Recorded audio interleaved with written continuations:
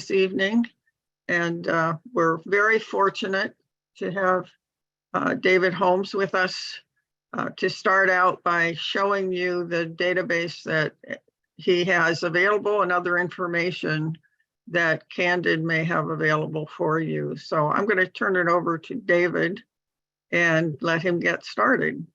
All right. Thank you so much, Anita. Hi, I'm Dave Holmes. I'm with Candid, organization you may or may not have heard of. You may have heard of what we used to be. We were Foundation Center up until about 4 years ago. Foundation Center collected information on grant makers and taught grant writing and made that kind of information available to anyone who wanted it. 4 years ago, we partnered with another organization called GuideStar to make an organization called Candid. GuideStar has had a database of all the nonprofits in the United States for many years. And together, what we're trying to do is share the information you need to do good. We collect information on givers and information on how to get the word out about your nonprofit. I'm going to share briefly, and I want to thank SCORE for letting me do this. I'm going to share briefly a little bit about us. And then if you have any more questions about what I do, my email will be on the last slide, and you'll be able to reach out to me directly if you have a question or to go to our website. What I'm going to share with you is a little bit about Foundation Directory. So a lot of people, when they are looking to find grants and beginning to write grants, are wondering where they can go to get those grants. Sometimes with new organizations, it's maybe a little too soon to get into Foundation Directory and do searching, but once you become more established, Foundation Directory is meant to be the key place where you can go to find information on the private givers. That's foundations, corporations, and charities that give money away all across the United States and indeed beyond the United States and throughout the world. What we do is try to collect that information and make it up to date. So the Foundation Directory tool, which I'll tell you where you can access it before the end of this, the Foundation Directory tool contains over 240,000 funders, information on over 2 million recipients, and we collect information on over 4 million grants each year that they're awarded. So what you get by going into it is detailed profiles of funders, grants, recipients, and companies. The reasoning being, if you're going to try and find out who's going to give you a grant, you want to know who's given grants before and where they've given and what they've given for. It's updated daily because we have a team that works to keep it up to date. And we bring the information not just from what's publicly available, not just websites, but all sorts of other sources, including direct reporting from grant makers who work with us to make sure they get the latest information out there about what's being done in the nonprofit world. I'm going to stop sharing my slides for a second and share my screen, which shows you Foundation Directory. So this is the database and what it looks like. And I'm going to just show you extremely briefly how you use it. But then I want you to tell you where you can access it and how you can get access to it. So this is Foundation Directory. When I search it, I often search and do it as an advanced search, meaning I search under the subject that my nonprofit is, and I search under the geographic focus, meaning where I serve. So I'll put Cuyahoga County, arts and culture. And sometimes I put in the population that I served, if it's specific to a particular age or gender or social economic status, people in poverty, for example. But all I need to do to use this is to search these terms. And what I wind up with is a list of funders. So just searching arts and culture in Cuyahoga County finds over 1,400 grant makers that have given over 27,000 grants since 2003. If we look at just the last 5 years or so, that gets a little bit shorter of a list, but not that much shorter because there are so many givers in Greater Cleveland that you may not know about. This is organized in order by the ones that have given the most grants for this. And you can download this information, by the way, if you use this database at a remote location. And it tells you a profile of the funder. So for example, here's the George Gund Foundation, one of the biggest funders in Cleveland. It tells you where they give their money. It tells you details on who they've given their money to, how much they gave and what was it for. And then further down, it tells you how to apply to them. and the kind of things that you need to do to assemble the information to apply.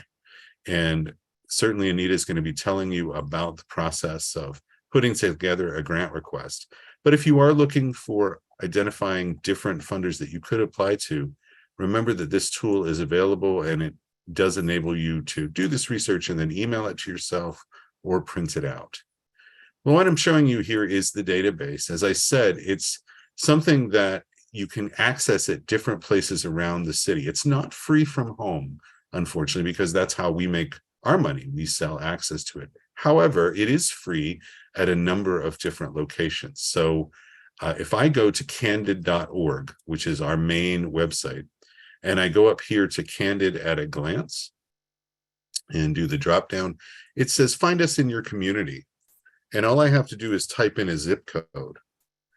And when you do that, you get a list of who are the different organizations that partner with Candid and offer free access to this particular tool. So Foundation Directory is the tool, and in order to get free access to it, you can visit any of these listings, and I'm just taking a little bit of time to come up here, but it's going to come up with a map and a listing of the closest locations to the 44126 area, zip code area. I can tell you, it's coming up a little slowly, but I can tell you, here it is, that Westlake Porter Public Library, the Berea branch, the County Library, the North Ridgeville branch of Lorraine Public Library, the Main Library of Cleveland Public, Cleveland Heights, University Heights Library, and many others are places where you can go and use this database for free. You have to go in, talk to the reference desk, and they'll set you up. And also they have people there that are trained to help you use it. The other thing is, the last slide will have my email address. So I'm happy to set up appointments with people who want to learn how to use this tool. And you can reach out to me and we'll see about setting one of those up, either at one of those locations or at our headquarters, which is down in the Midtown Tech Hive downtown. One other thing I want to tell you before I finish is that this database is something that you can subscribe to or use at these locations.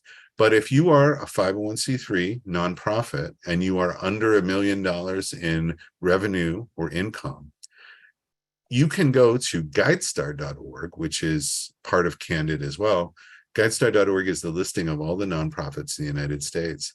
And you can go in there and update your nonprofit profile.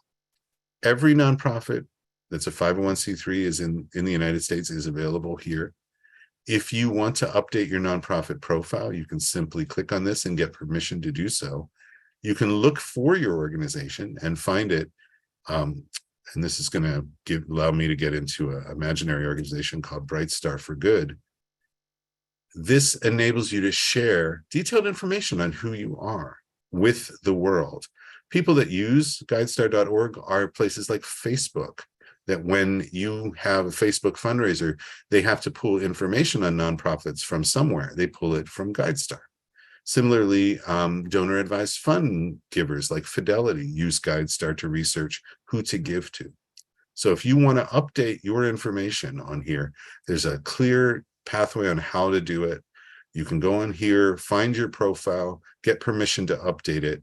And if you earn a gold seal, so you go through and you update these different levels, seals of transparency. I'm saying this really quickly, but there's a lot of explanation available on the GuideStar website. If you go in here and get a gold seal of transparency, that makes you eligible, if you're a small nonprofit under $1 million in revenue, to get 1 year of Foundation Directory for free. It's called the Go for Gold program, and it's something that we've been working on and making sure that people that are smaller organizations that can't afford to subscribe to us can get access to Foundation Directory. So that's what I wanted to tell you about. I know that's a lot of information in a short amount of time. I'm going to stop sharing my screen here so that I can go back to the final slides. The database is for nonprofits when looking for Foundation Directory, but anyone can use it to search for funders all across the country, not just in Ohio. I mentioned the places where you can go And I'm going to go back to the resume the slideshow here. Mention the places that you can go to access Foundation Directory. Remember that you can go to candid.org, find us, and put in your zip code and find out where nearby there's a funder. Or you can go to GuideStar, get a gold seal of transparency, and get free access to Foundation Directory as well. Happy to talk to you more about it offline. You can send me an email, and Anita will share this information with you so you have it. But that's my email there if you want to write it me.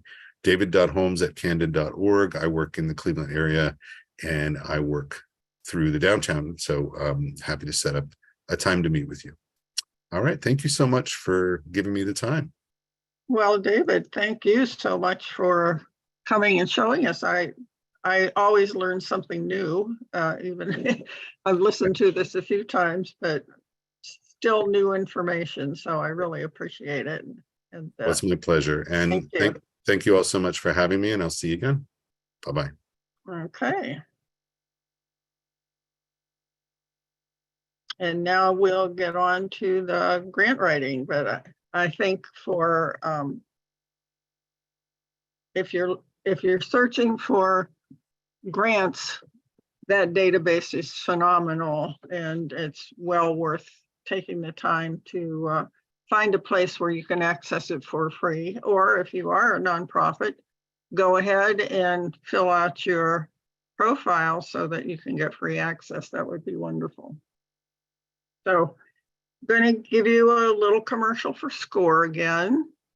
Our mission is to foster vibrant small business communities. We do this through mentoring and education so that any small business owner has the opportunity to access resources that will help make you successful. So we're all volunteers. We all feel that we're not successful unless we help you be successful. We're the largest network of free volunteers for small business mentors in the nation. So we have a mentor for whatever your business is. And if we in the Cleveland chapter can't help you, we have access to those 10,000 other SCORE mentors across the United States that we can match you up with. So don't hesitate. If you have an unusual business, we'll find somebody who can help you. So we do mentoring, still mostly remote. We do webinars like this one, and one of our greatest assets is our website. And please go to the website when you have an opportunity, and I'll give you a shot of it. But there are so many resources there, tools and templates that will help you get started, links to recorded webinars, a list of all the upcoming free live webinars. So give it a view. Our work is supported both by the Small Business Administration and by any number of businesses in the Cleveland area who really want to support you as small business owners. Here's a snapshot of our website. If you go here, you can click on Find a Mentor, and that will open up a small form. If you give us clear information about what your business is, it will help us match you up with a mentor who's more suited to help you. You can, again, look at the list of upcoming webinars, or you can view recorded webinars. And then in the library, there are all kinds of tools and templates that will help you. So give a look when you have an opportunity. So what happened with I clicked on the website. So let me try to close that out. And go back and start over with here we go.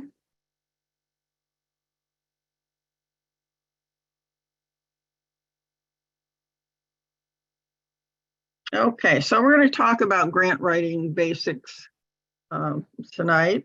And by the end of the session, I hope you will have an opportunity to find out where to find grant opportunities. You'll know how to search for and determine your eligibility. Also to understand an approach on how writing a grant application and what sorts of things you might include in your application. So where do you find grant opportunities? Well, you just saw David's presentation, which is a wonderful place, again, to search for grant opportunities. But you might also have board members who have links to organizations that provide grants. Perhaps they've worked at a bank or someplace that has a foundation, and they might have an in as far as helping you get a grant. You can also search on Google. Many local organizations have foundations. You can go, say, to Key Bank instead of their bank website, go to their Key Bank Foundation website. And many of the businesses in Cleveland and in the region have a foundation that does give out small grants. So again, Candid. And if you're looking at federal grants, the place to go is grants.gov, because 26 different agencies in the government post on that grants.gov. So these, if you're interested in Ohio grants by the state, here's a link to those. Not only grants, but they have low interest rate loans and various types of tax incentives. Again, they're specific to Ohio. There's a link to the city of Cleveland and also to Cuyahoga County. So the interesting thing about Ohio, Cleveland, and Cuyahoga County is that they get boluses of money from time to time, and they will then initiate a grant opportunity. So you have to keep checking back, because once the money's gone, the grant no longer exists, but another one might come along. So if you check periodically these different websites, you may find a grant opportunity that will be useful to you.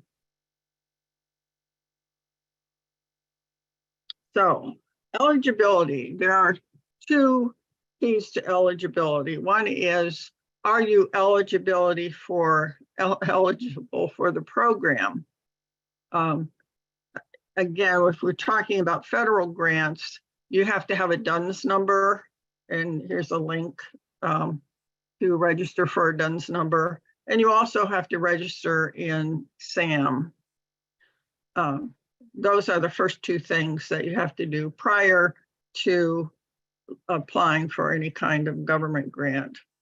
Private foundations do also have eligibility, and they will tell you in their announcement who's going to be eligible. And some of them are very specific. You have to perhaps have worked for a certain company, or you might be confined to a very specific region, or very specific target populations. So again, when you read the announcement, you should be able to tell if you are eligible. So if you don't know for sure, contact the program director in the request for application. And usually those people are very helpful. So the legal eligibilities, as opposed to the program eligibilities, may be different. It might be only available to a specific type of organization or size, depending on the type of funding agency.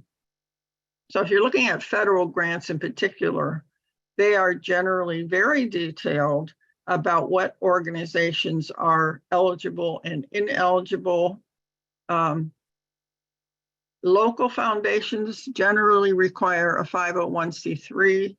Also, most federal grants do unless they state otherwise.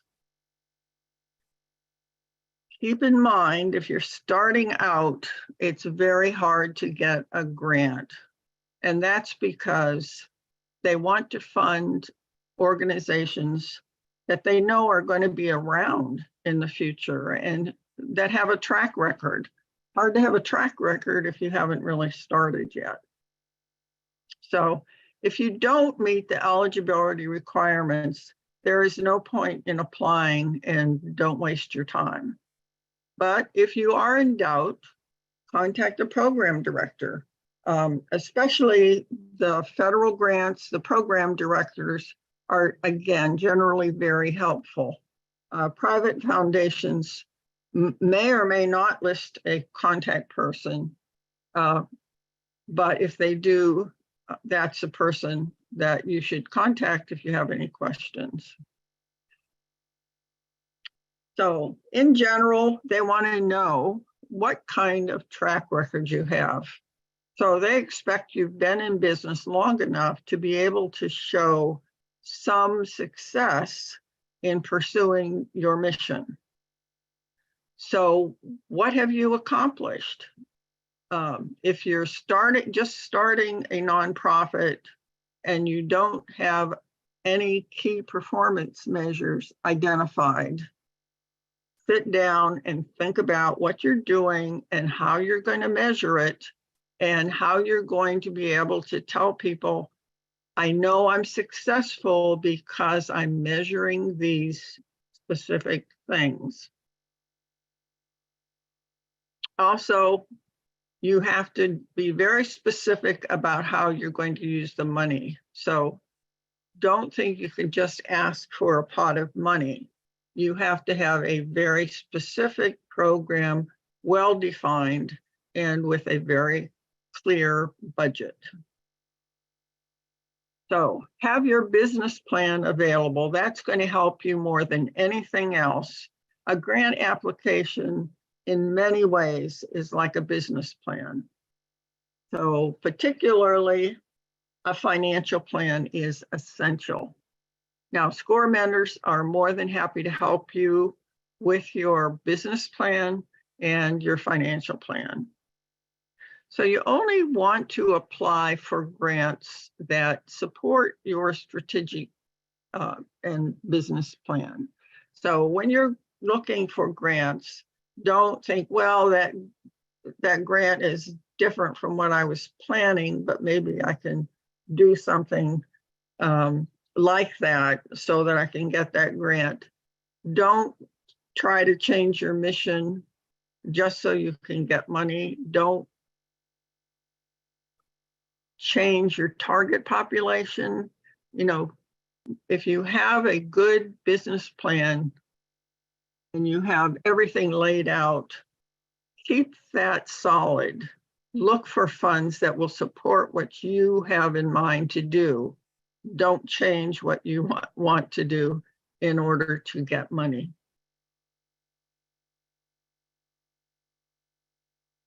So private foundations are probably where most of you are going to be looking.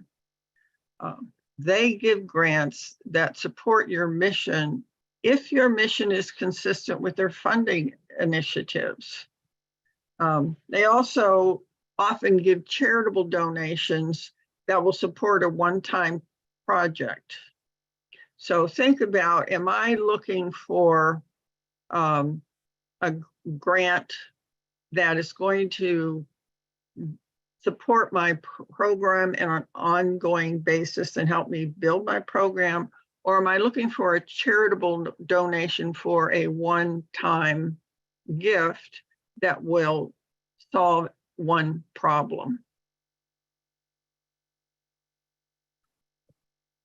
So what do private grantors expect? So this is taken directly out of a grant application or announcement. As a corporate neighbor, Our focus is on neighbors, education, and workforce, with an emphasis on racial, economic, and environmental equity. So this actually is a pretty broad statement. So if you have a project that's focusing on your neighborhood and has to do with education, and maybe it's helping people get jobs, training people, they would support that. If you're helping low-income teenagers develop skills that might make them employable.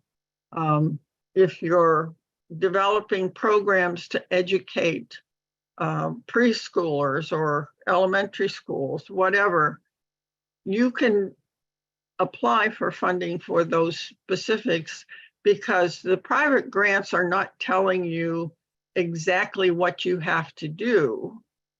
They're asking you, tell us about what you're doing within this sphere.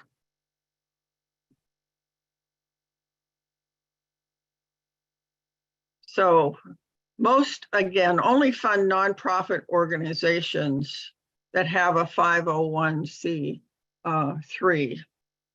So they have to be organizations that are formed in the US, usually in their region or their service area. So the contents of, again, these are private applications. They want your mission statement, a background summary, an operating budget. Sounds very much like a business plan to me. Any members of their organization on your board. They want the title of your project. How much money are you asking for? Within that, what type of support are you asking for? Operation, program, capital, and then a description of your project. So again, these are all online applications, but you can upload a description of your project. So you're not just limited to, although some of them do limit you to 250 words, the space that's available in the application, but many of them will allow you to upload a file and you can give more detail on what you're trying to do. Of course, they want to know when your project is going to start and end. So the contents, they want to know, again, where are you going to provide the services? What are the anticipated number of individuals that you will serve? And try to be realistic, because if you say we're going to serve 100 people and you end up serving 10, then your chances of getting any funding in the future will be severely limited. So if you say you're going to serve 10 and you serve 20, that looks much better. They want to know, what is the impact of your program? How are you making a difference, again, for the community, the neighborhood, in education, workforce development? How are you making a difference? They want detail of your budgets, particularly how are you going to use the funds? They want to know what other organizations are providing funds to you. They don't want to be the sole source. They want to know that if their funding ends, that's not going to wipe out your organization, that you have other sources of funds that are going to support you and keep you going. So, and how much you're getting from others. So if you don't have other grants, you might say, we're applying for grants to these organizations for this amount of money, which makes them understand that you're not counting on them solely for supporting your organization. So again, here's where your business plan comes in handy, because if you've done a business plan, all of these questions will be easily answered. You can cut and paste from your business plan. So they want to know the primary geographic area served. And again, many of the private grants either limit to certain counties or metropolitan statistical areas or regions such as Northeast Ohio, Cuyahoga and Lake County. Are you providing services to a particular gender, male or female? Are you serving individuals with disabilities, etc.? So they want to know what is it you're going to do and for whom. And they want to know the current health status of your organization. So is your organization solid? They want to know how many staff do you have? How long have you been in operations? What's your operating budget? Some of them are asking, how have you been impacted by COVID-19 and what have you done about it? Do you have a mission statement regarding diversity, equity, and inclusion? If not, do you have a strategy regarding those? And do you have plans to implement that strategy? Some of them are going to ask, does your organization have an environment sustainability strategy? Have you given any thought to it? You know, this is something you should think about and at least be able to make a statement that comes from the support of your board. So it's something you should discuss with your board. You know, you might say, our organization has no impact on the environment and therefore we have not developed a strategy, but you need to address it in some way. Some of them want to know, what are you doing to impact positively climate change? Have you thought about that? They want a list of your board and your staff members. They want a copy of your IRS determination letter, your 990, and your most recent audited financials. Now, if you've been in business for less than 3 years and you do have audited financials, you might find that it's possible to get a grant sooner than 3 years, but in general, most organizations are looking for 3 years of operations in order to provide funding.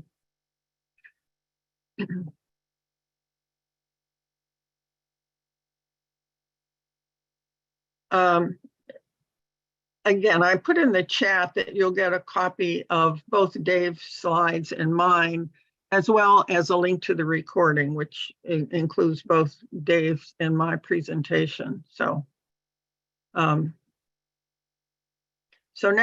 let's talk about government grants. And again, most of you, if you're just starting out, are probably going to go for private grants because those are much easier to get. But there may be instances where a government grant fits your mission. Now, one of the main differences between the government grant and the private foundations is, as I said, the private foundation doesn't say, here's what you have to do. They say, we want your program to be within this range and address these issues. Government grants, on the other hand, say, here's a program that we want to implement. And they give you very clear parameters on what that program should entail and what the accomplishments should be. So when you read a grant application from the government, read it pretty carefully because you want to know if you're really eligible. They describe the program. You need to think about, is this a program that we can accomplish? Do we have the staff, the resources, etc., that we need in order to accomplish that program. Is it worth your effort? If you look at it and you say, well, I have a very small staff, and if I do this project, it's going to take all of those people away from the work that they're currently doing. On the other hand, if this is a project that really fits within your mission, you can put additional people in that budget to help you accomplish the effort. So part of your budget is going to be the staff, the program staff, to carry out that program. Do you have the fiscal infrastructure to meeting the financial reporting requirements? Now, again, in SAM, in general, you have to draw down the money. If it's approved, you have to submit invoices and draw down the money electronically. Are you capable of doing that? And they want very detailed financial information on how you've spent the money. They want to know that you spent it exactly the way you portrayed it in your budget proposal. So if you're going to make any significant changes, you need to let the grant officers responsible for monitoring your grant know that you're reallocating budget because of something that has come up. So they're much more detailed and involved in what you're doing than the private grants. So government grants are difficult. They're very competitive. It's unusual to get approval with the first application. It's better to start with local or regional private foundations that give you more latitude and again are not so constrained as to how you use your money.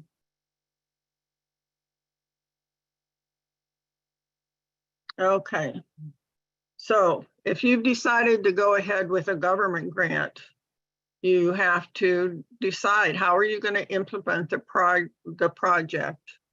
And again, very, very important, how are you going to measure the quality of your work? How are you going to measure the output? What goals of the funding agency do the project fulfill? Can you meet the application for submission of the, meet the deadline for submission of the application?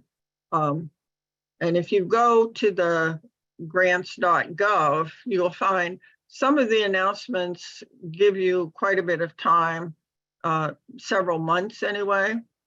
Others might be shorter. But the interesting thing is it takes a long time to get the money once you've submitted the application. So in the application, they might tell you that a letter of intent is required.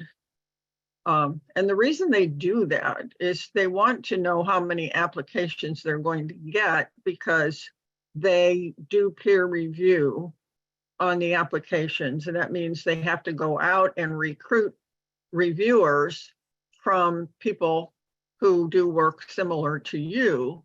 And that takes them some time. So they want to know how many applications are they going to get so they know how many reviewers they have to recruit. Now, there are some organizations, including private organizations, that want you to submit an LOI, and then they will decide whether you can submit an application. So in the letter of intent, you want to say, we are going to apply for this specific grant. We are asking for X number of dollars to support and some relatively broad but comprehensive description of what your program is and what you're going to do. So what goes into the application? Again, if you have a business plan, a lot of times you can just cut and paste from the business plan into the grant application. Things like the description of your organization, what are your past performance statistics, your job descriptions, your financial data. All of those things are going to be in your business plan. So if you have a SCORE mentor, they're happy to help you with that information. So they want to know, what are your goals and objectives? Are they aligned with the agency objectives? What are you going to do to satisfy the need? How are you going to carry it out? What's the impact? And how are you evaluating what you're doing? Again, how are you measuring your success? What resources do you have available to support the application? They don't want to give you everything you need to start from scratch. They're going to assume that you have a certain level of support for the project. And then they want a budget. So my approach has always been, I take the grant announcement, identify what are the objectives of the granting agency, and try to determine how are my objectives relate to their objectives. And I usually try to make my objectives as close to the objectives of the grant announcement as possible.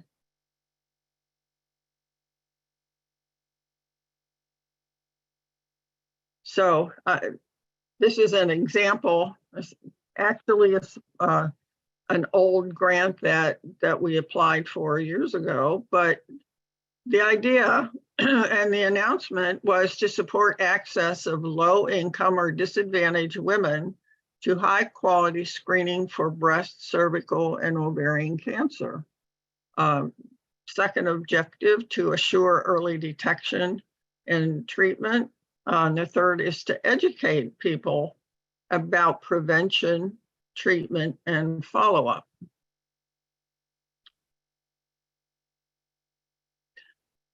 So again, aligning objectives is really critical. As I said, the private grantors generally have objectives that support specific things in the community: low income demographics, economic development, educational opportunities.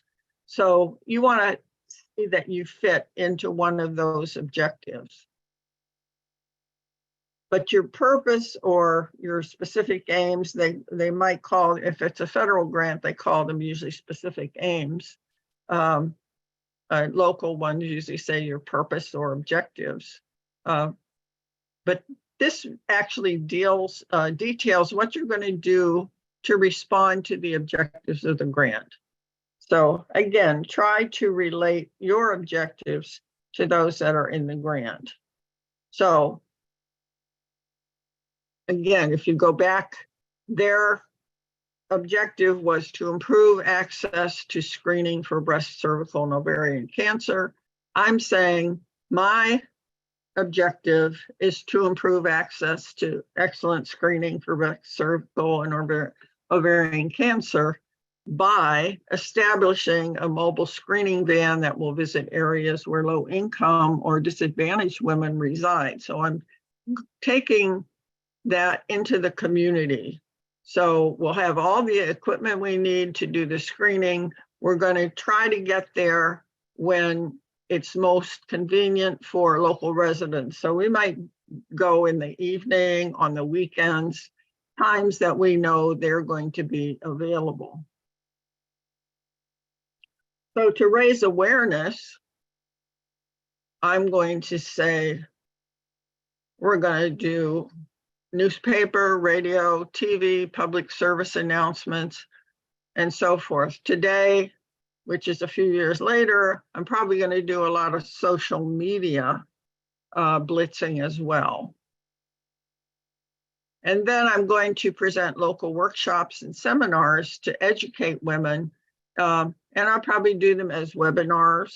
I'll put information on my website, on the social media, trying to get as much information out that will educate women on how to prevent breast cancer, the things that they can do as far as diet, exercise, etc., and get regular screening, and then follow-up care. So if we applied to the federal government with that grant application and they turned us down, we could use the same application to qualify for a local or regional grant. So don't think that all is lost if you apply for a grant and it doesn't come through. There are other granting agencies that will honor the same application. So you can apply to as many places as you want or as you're able to. And if more than one comes through, you may be able to accept both of them as long as they don't overlap. So if you can use, say you have a project that's going to cost $30,000 and you can get 10,000 from one grantor and 20 from another, they're not going to overlap. So you could use them both. So then again, for the federal grants, the bulk of your application is going to be, how are you actually going to do what you say you're going to do? So what are the specific tasks? Who's going to be involved? Demonstrate that you really understand the work involved and that you've done something similar and you've been successful at it. When I used to do grant reviews for the NIH, one of the things that became obvious with some applications is that the applicant really did not understand how much work had to be done to carry out that project. And they didn't put in enough staffing or enough resources and so forth. So you have to really be comprehensive, detailed, and make sure that you're doing, asking for enough to actually do the project. Don't sell yourself short. So private applications generally do require much less detail than the government grants. But understanding the implementation details are just as important. Again, how are you going to do it? It's not just enough to say, I'm going to do this. You've got to think through, how is it going to work? How am I going to actually do it? Do I have to take people from what they're doing now to do that job? If so, can I hire in somebody to fill their spot? And what about training? So there's a lot of effort involved in applying for a grant. Okay, so outline for either the private or the government application should be pretty much the same, but the detail will be dictated by the grantor. And again, in general, the private ones require less. So if I talk about how am I going to do the project for this project for screening, etc., I have to think about what equipment and material would I use? Do I have those or do they need to be developed? If so, who's going to do it? These things don't just appear out of thin air. Somebody has to sit down and develop these materials. Who has the time to do it? Do I have to hire somebody? These are things you have to think about. How will I recruit clients or accomplish the grant's goal.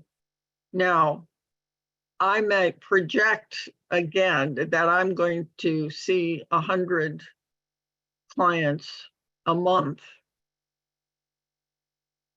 And that's fine, but then I have to figure out, how am I going to recruit them? You know, what am I going to do? If I'm using social media, if I'm using cold calling, you know, maybe I'm going to go out and talk to community groups. But you have to figure, if I talk to 10 people, how many of those are actually going to be willing to participate in my research study or my program or whatever. So unless you have people lined up waiting for you to start your program, you need to think very seriously about, how am I going to recruit people to do that? And again, I can tell you, after many years in doing clinical research, that getting clients or getting patients to participate, particularly if it requires them to do something different from what they had in mind, is a real challenge. And you have to be good at convincing them that what you want them to do is the right thing. So now, again, who's going to present material if I'm going to train people or educate them? Who's going to do that? What kind of materials do I need? Over what time frame am I going to be doing this? These are all things that you need to think about. Again, do you have adequate staff, or do you need to recruit?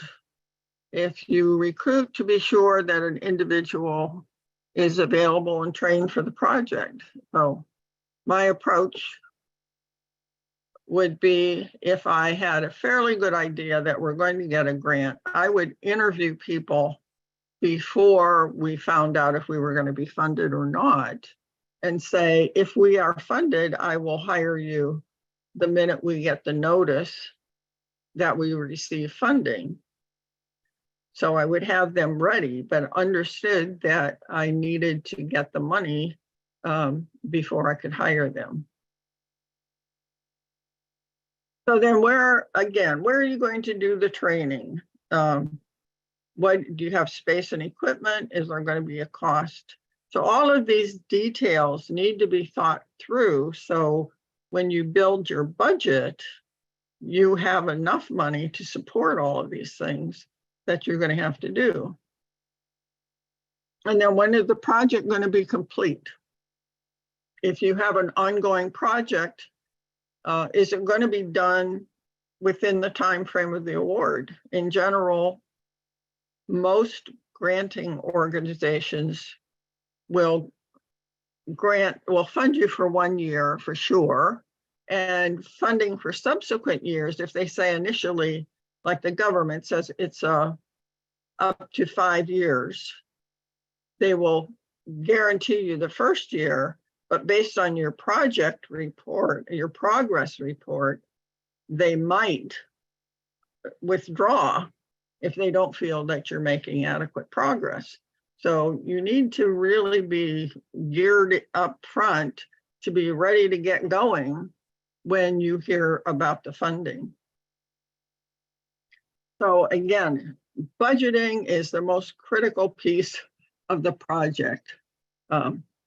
You want to list all the people involved in the project, what their time allocation and salary benefits. You want to include salary increases. I would generally just put a job description for that person in the appendix. They don't limit the space usually for the appendix, where they do limit the page numbers or the space that you have to describe your project or justify your budget, but you can put job descriptions in the appendix. You want to list all the equipment and supplies. And then if you have to rent additional space, that should go in.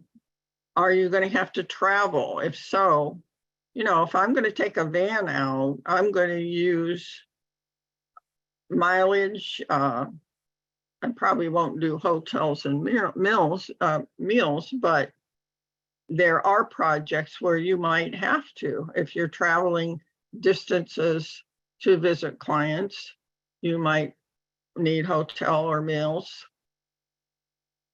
And again, when I was working in clinical research and we applied for grants, we had to go to the National Cancer Institute periodically to meet. So we would put the hotel and the mileage or airfare in the budget to cover it. Otherwise, we'd end up paying for it ourselves. And in general, you have to provide a justification. Again, the more information you can give, the easier it will be for the people who are reviewing the grants to understand what you're trying to do, and it makes it easier for them to approve it. So you would list, again, the people, their salaries, benefits, if they're working at 12 months, 9 months, what part, and how much their total salary would be.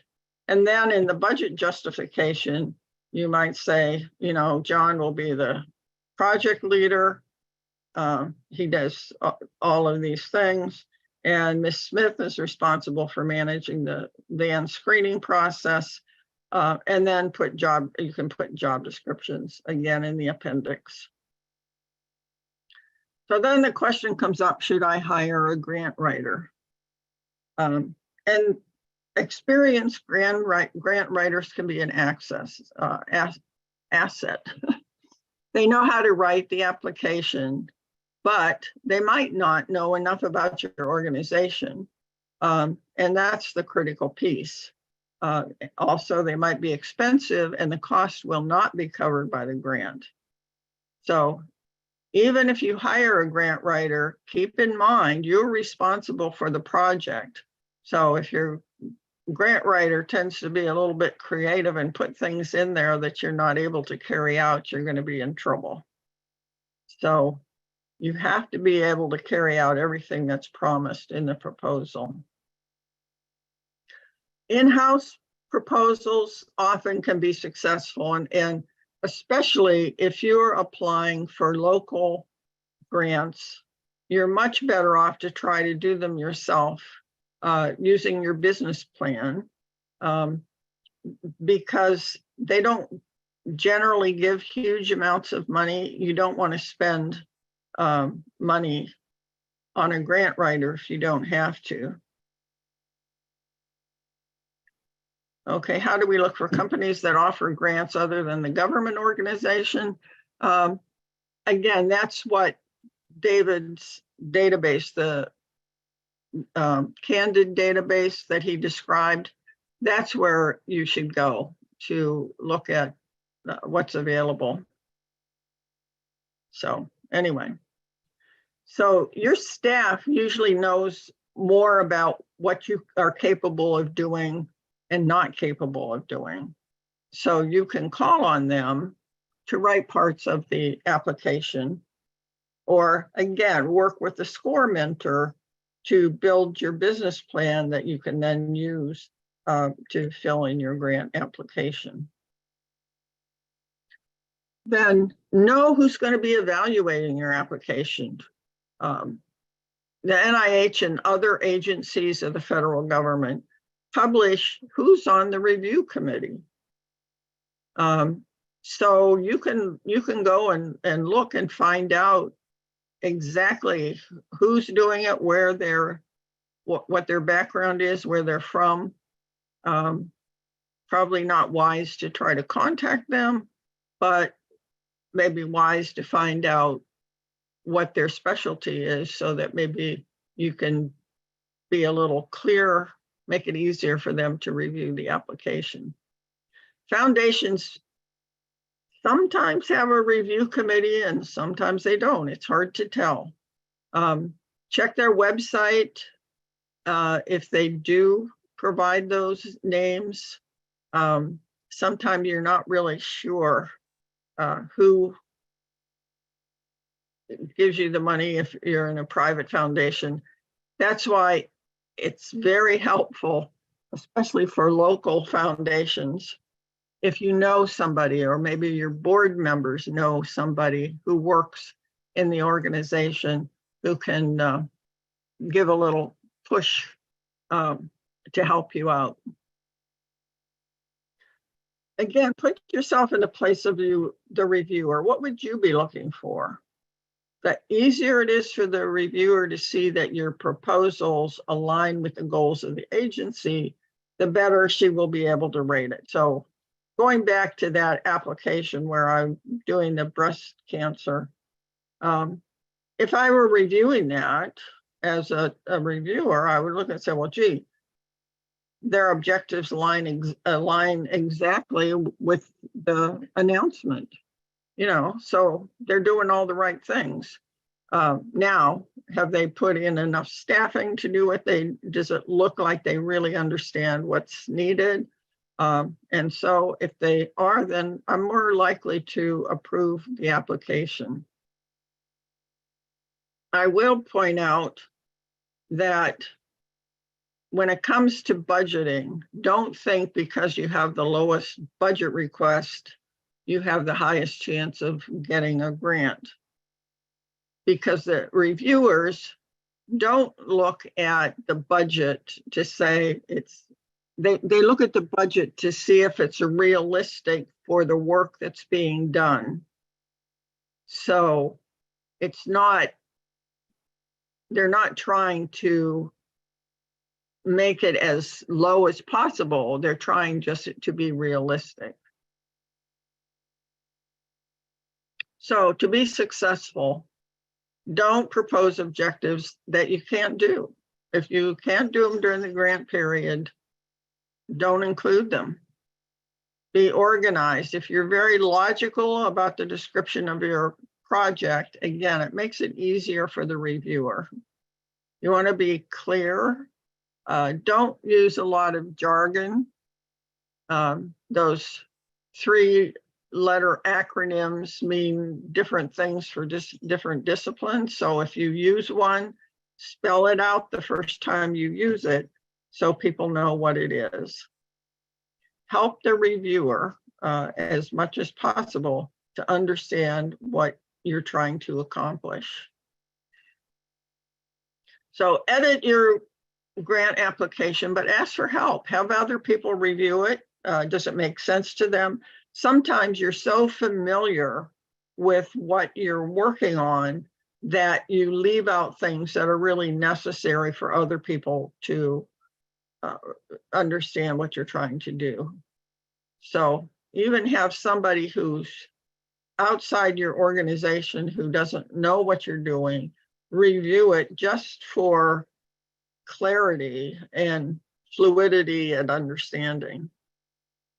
Then go and evaluate the proposal based on the review criteria.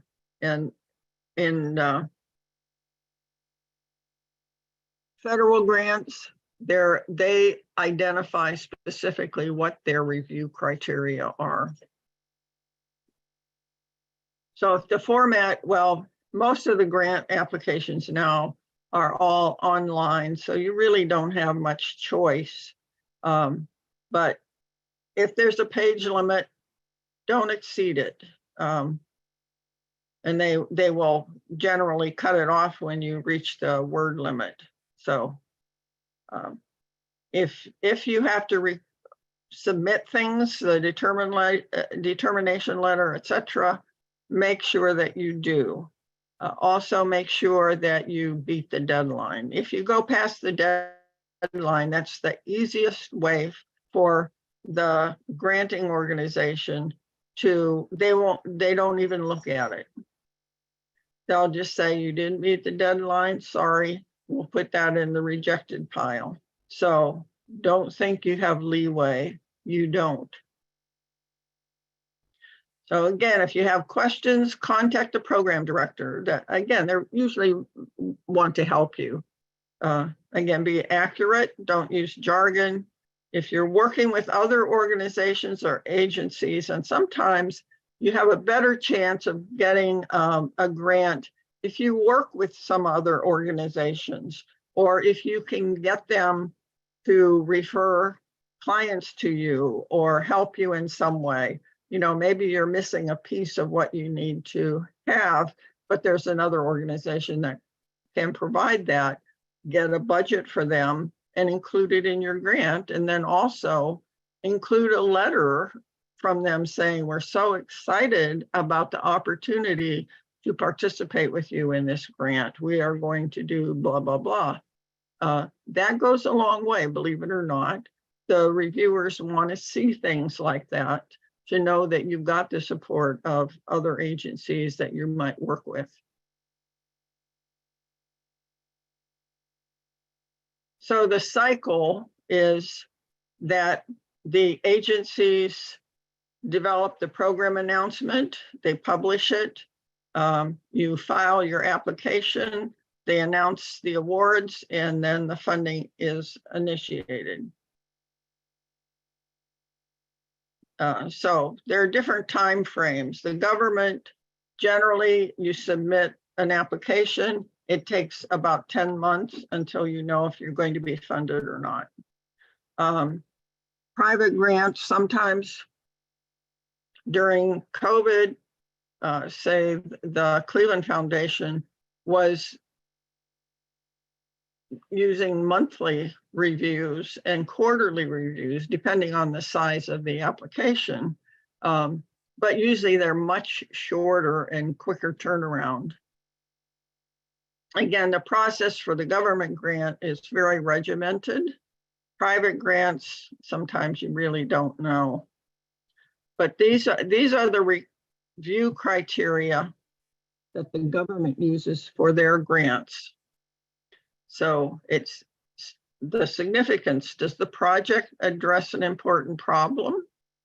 Do the individuals have appropriate education, training, and experience? That's very important. Does the project bring anything new? Does the approach seem appropriate for the project? Does it seem like it has the potential for success?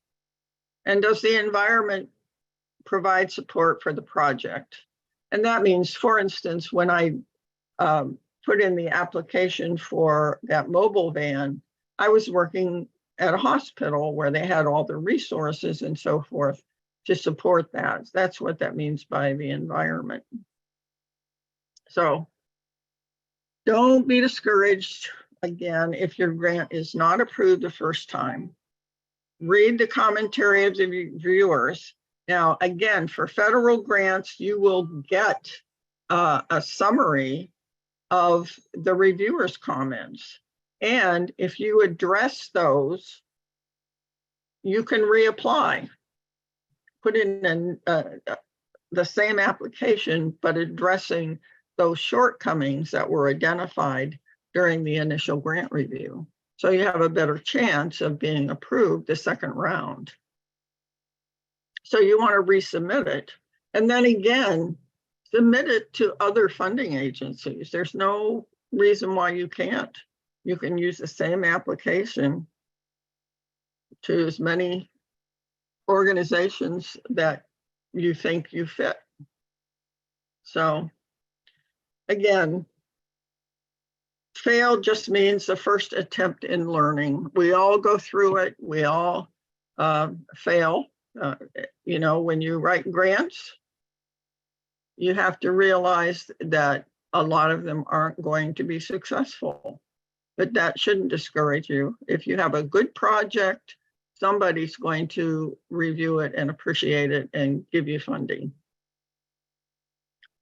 So I think we're done. Let's see, any questions? Okay. I think I already answered the question about looking for companies. Please use the Candid database.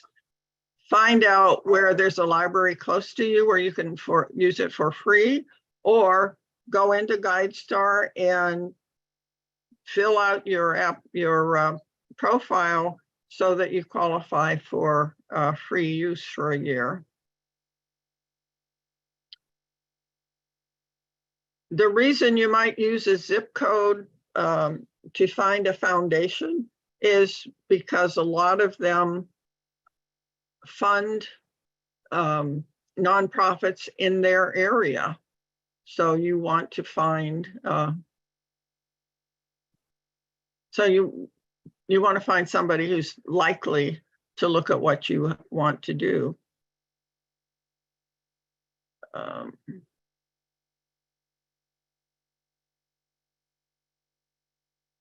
Grants for crime under the government, are they in a certain category?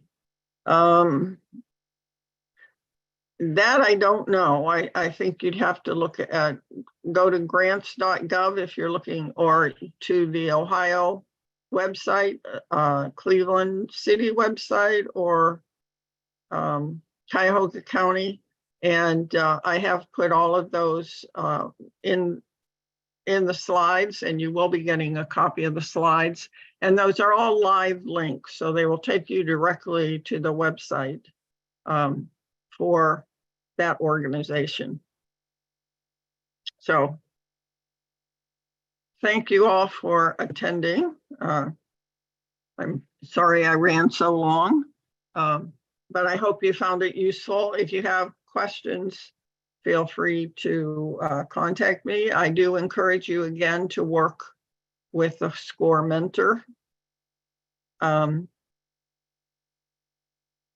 Let's see if we are anyway. Let's see.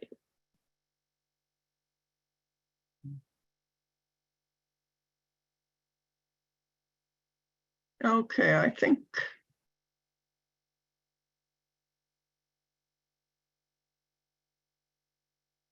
I have a hard time to answer when they ask how my company supports a community. What they are looking for is what impact, what's the population that you're working with? I mean, you're working with people in your community. If you're a nonprofit, probably something you're doing is helping people in the community. That's what they want to know. What's the impact in the community? Are you providing services to somebody that in your community? I don't know what you're doing, but in general, a nonprofit is going to be providing some sort of services to people in the community. That's what they're looking for. So, okay, I think that's it. And again, thank you very much for coming and spending an hour, more than an hour. And I hope that it's been useful to you. And I also hope that you will enjoy the rest of your evening and look forward to seeing you again.